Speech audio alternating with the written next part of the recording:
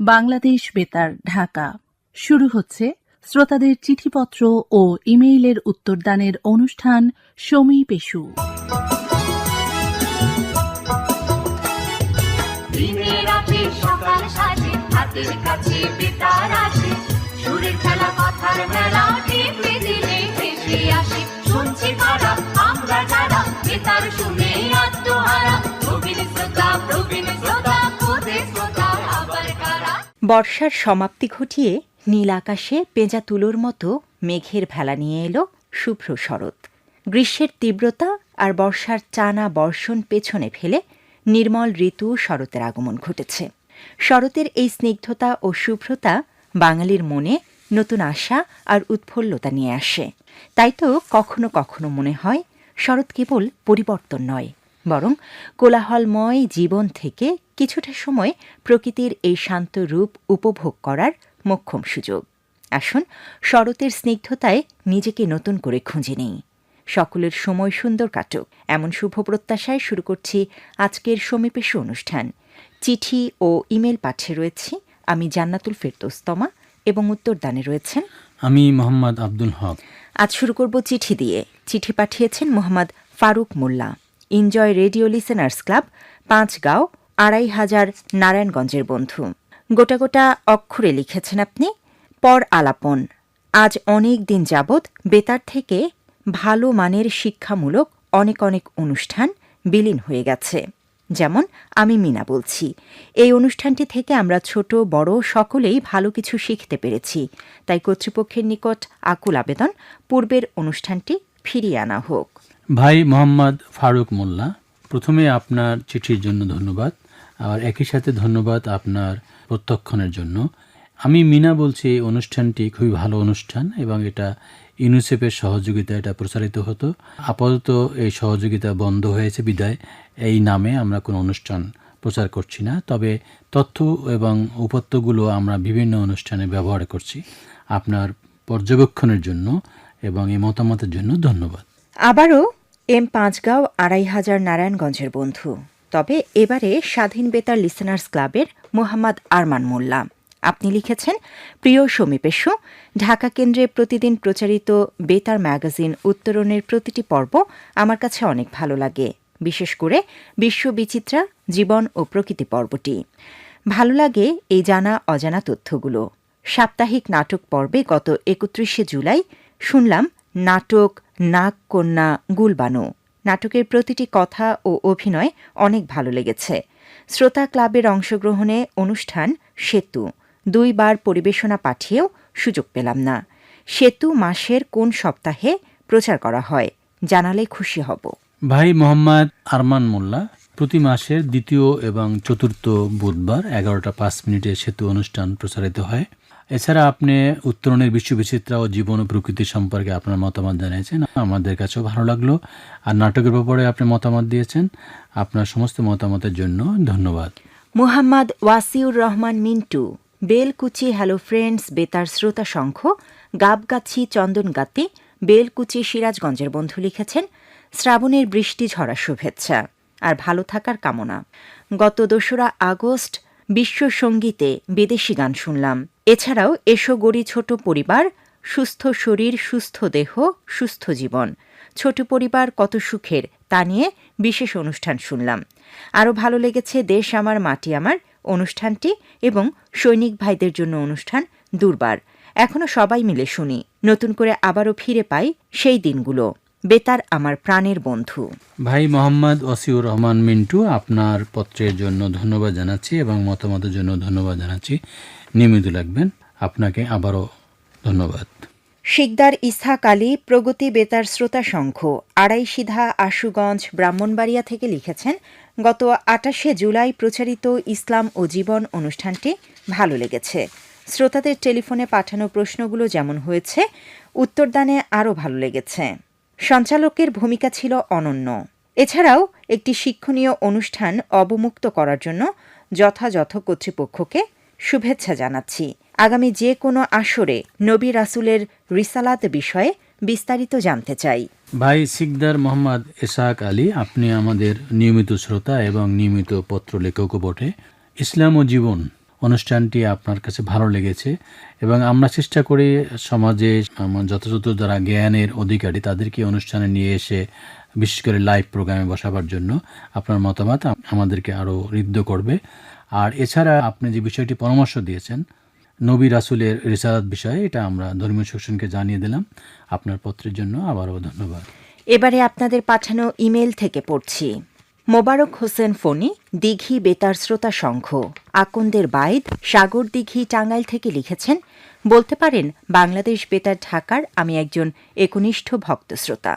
বেতারে লিখনিতে এক যুগ পেরিয়ে গেছে, তবে বেতারের প্রতি ভালোবাসা এবং ঢাকা কেন্দ্র সম্পর্কে জানার মহাজ্ঞানের অনুষ্ঠান সমী পেশুকে আজও আগের ন্যায় ভালোবাসি কিছু অনুষ্ঠান, যেমন মহানগর দর্পণ, উত্তরণ, ক্রীড়াঙ্গন, বনহি শিখা, আমি মিনা বলছি, নিবেদন এবং নাটকগুলো। এছাড়াও দুর্বার অনুষ্ঠানের সূচকধ্বনি শুনলে মনে পড়ে সেই বাবার সাথে শুনতাম সেই দিনের কথা। সকালে হয়তো সংবাদপত্র হাতে পাই বেতারের সংবাদ। কি করে ভুলে যাব আমার বেতার ও সমী পেশুর মাধ্যমে আমার একটি প্রস্তাব, মহানগর FM ব্যান্ডে প্রচার করুন। ভাই মোবারক হোসেন ফণি, আপনার মতামতের জন্য ধন্যবাদ জানাচ্ছি। আর আপনার অবগতির জন্য জানাচ্ছি, মহানগর ইতিমধ্যে AM এর পাশাপাশি FM 90, FM 102 ও FM 106 মেগাহার্টজে প্রচারিত হচ্ছে। আশা করি শুনে থাকবেন। কৃষ্ণ কর্মকার কৌশিক, উদ্ভাসিত বেতার শ্রোতা সংঘ, দক্ষিণ বন্দর কর্মকার পট্টি, মঠবাড়িয়া, পিরোজপুর থেকে লিখেছেন, প্রারম্ভে জানাই শ্রাবণের ধারায় চারদিকে পানিতে থই থই, ভিতরে ফুটন্ত সুগন্ধিযুক্ত একগুচ্ছ শাপলা ফুলের প্রীতিময় শুভেচ্ছা ও অভিনন্দন। বাংলাদেশ বেতার ঢাকা কেন্দ্রের আমি একজন নিয়মিত শ্রোতা। ফিফা বিশ্বকাপ 2026 ইতোমধ্যে শেষ হয়ে গেছে। এতে প্রতিদিনের খেলার সময়সূচি ও ধারা বিবরণী প্রচার করে তা আমরা শুনে সময়মতো অংশগ্রহণ করি। সদ্য চট্টগ্রাম পানিতে তলিয়ে যাওয়ার সময় সংবাদ ও সহানুভূতি দিয়েছে বাংলাদেশ বেতার ঢাকা কেন্দ্র।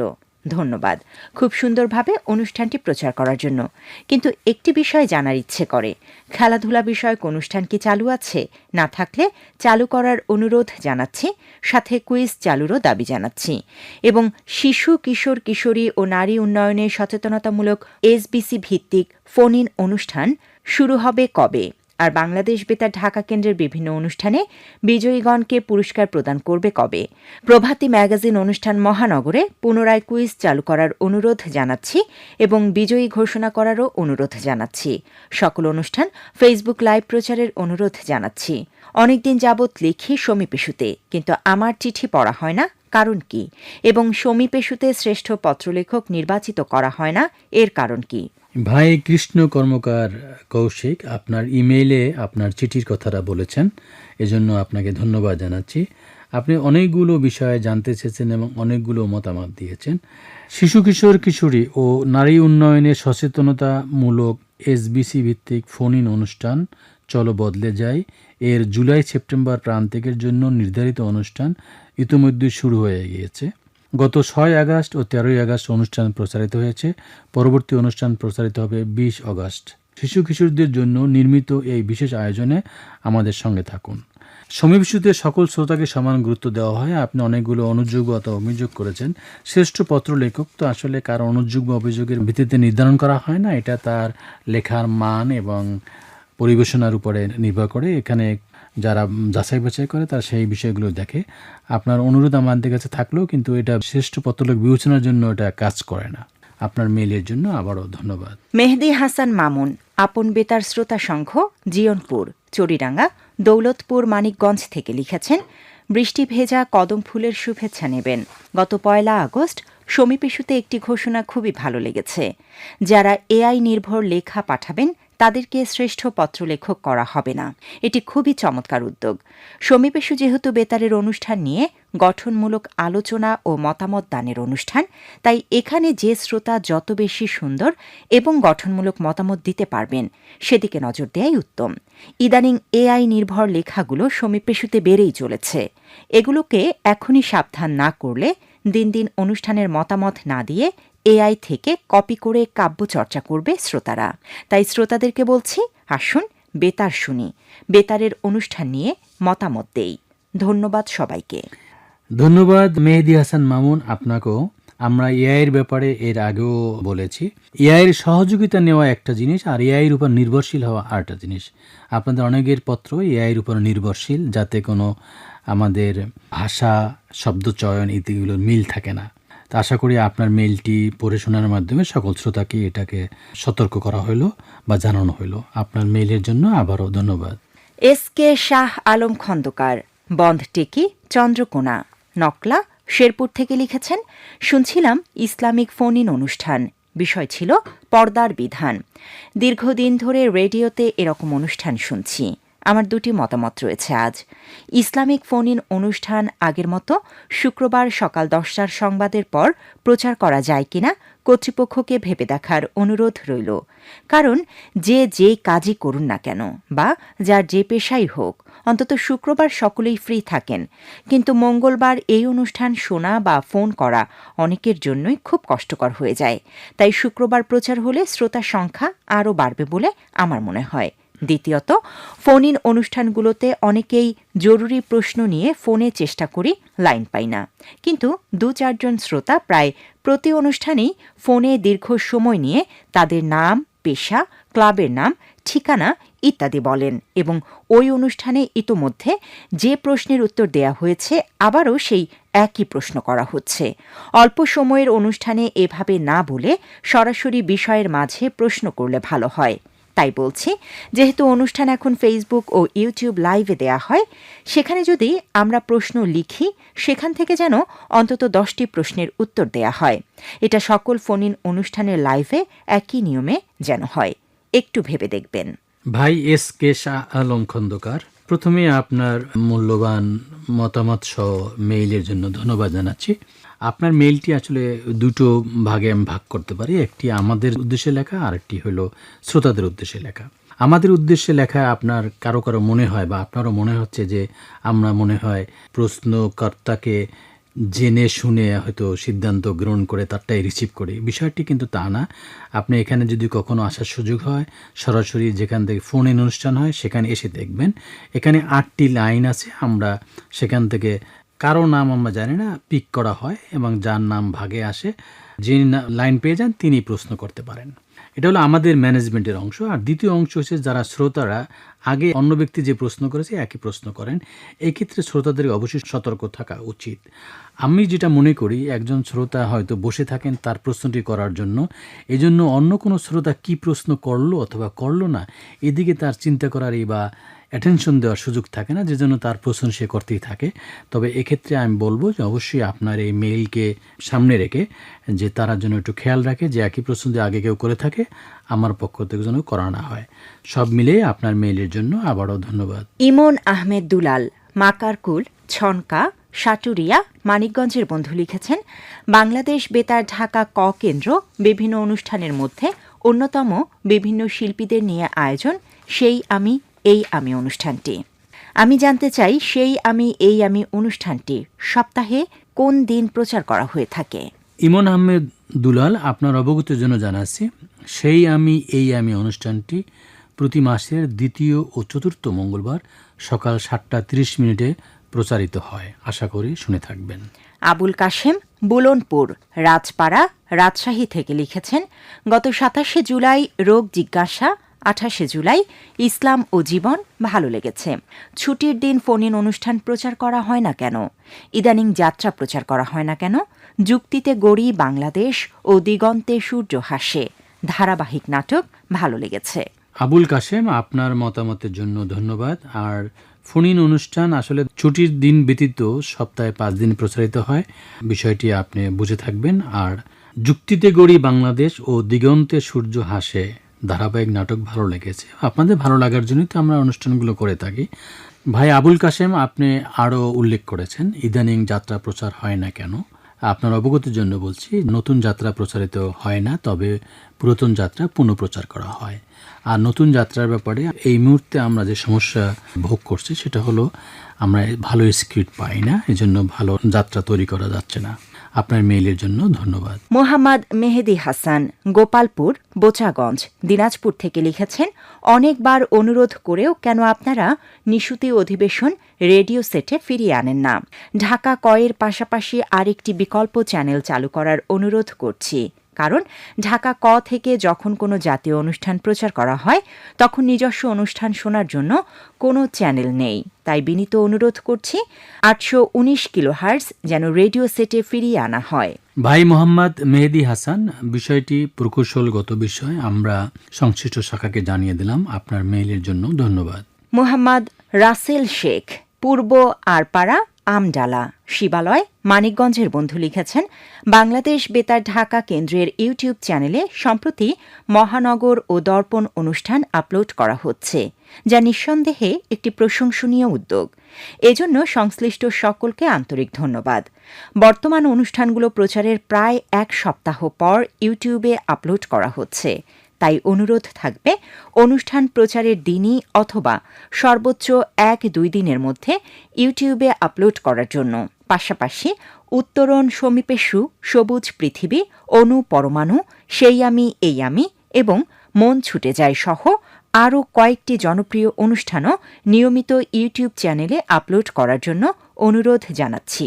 ভাই মোহাম্মদ রাসেল শেখ, আপনার মতামতের জন্য ধন্যবাদ জানাচ্ছি এবং আপনার অবগতির জন্য জানাচ্ছি ধীরে ধীরে সব অনুষ্ঠানে আপলোড করা হবে।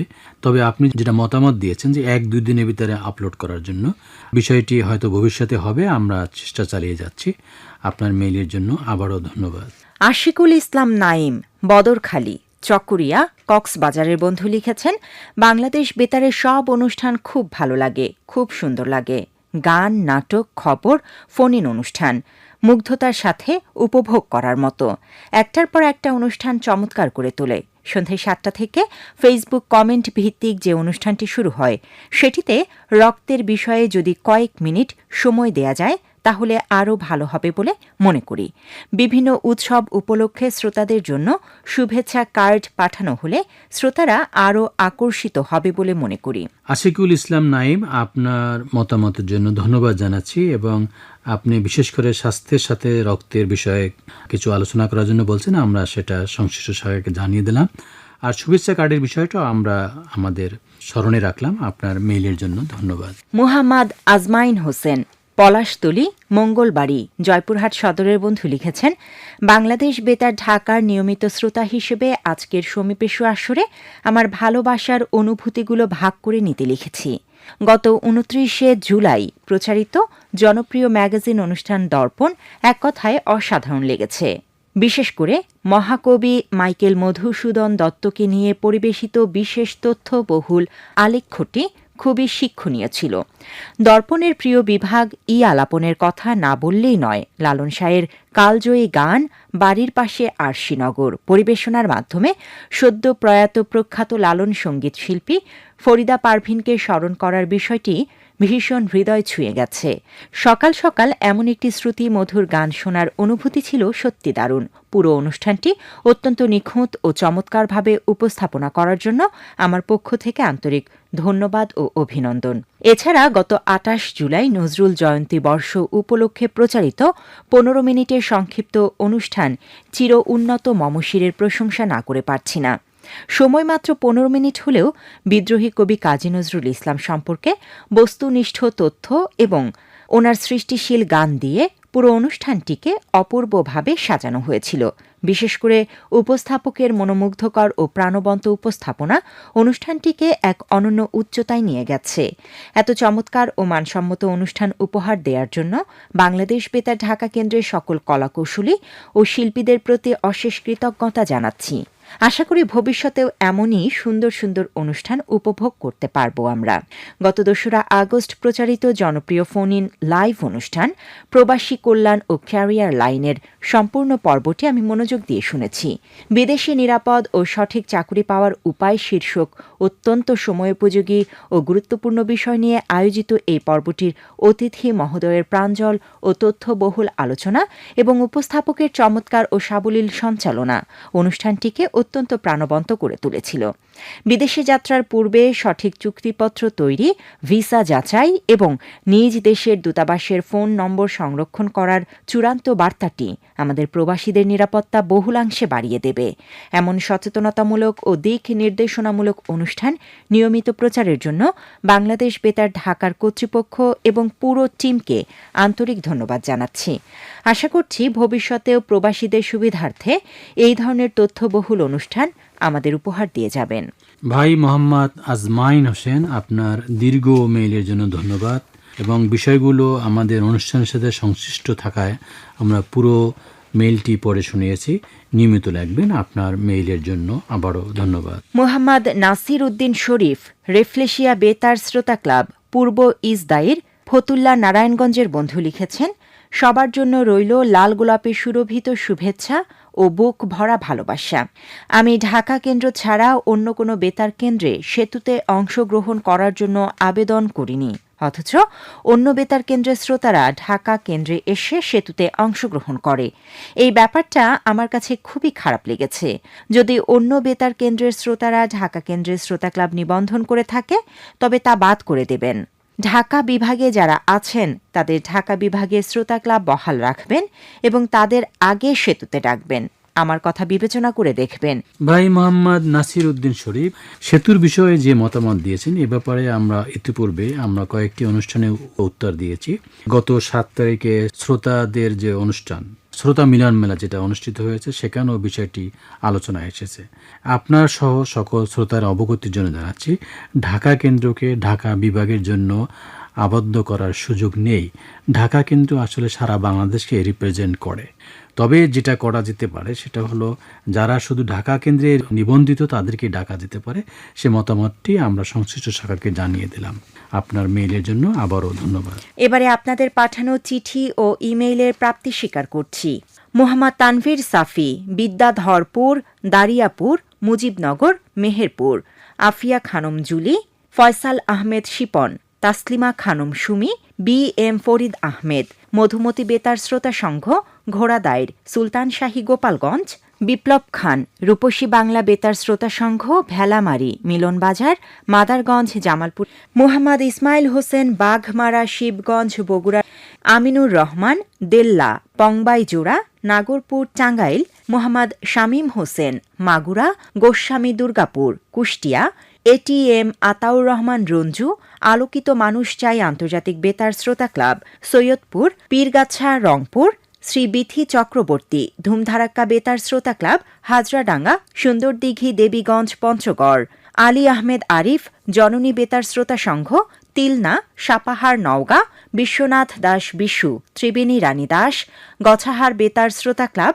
রানীর বন্দর, চিরির বন্দর, দিনাজপুর, হীরামন শেখ, রেহানা শেখ, চাপড়া, নদিয়া, পশ্চিমবঙ্গ। এবারে জানাবো আমাদের কাছে লিখবার ঠিকানা। চিঠি লিখুন। সমীপেশু, প্রযত্নে পরিচালক, বাংলাদেশ বেতার ঢাকা, শেরে বাংলা নগর, আগারগাঁও, ঢাকা 1207। ইমেইল করুন eসমীপেশু@gmail.com। এই ঠিকানায় esamipeshu@gmail.com। আজকের মতো শুভরাত্রি। শুভরাত্রি। দিনে রাতে সকাল সাজে, হাতের কাছে বেতার আছে, সুরের খেলা, কথার মেলা, টিপে দিলে ভেসে আসে, শুনছি কারা আমরা।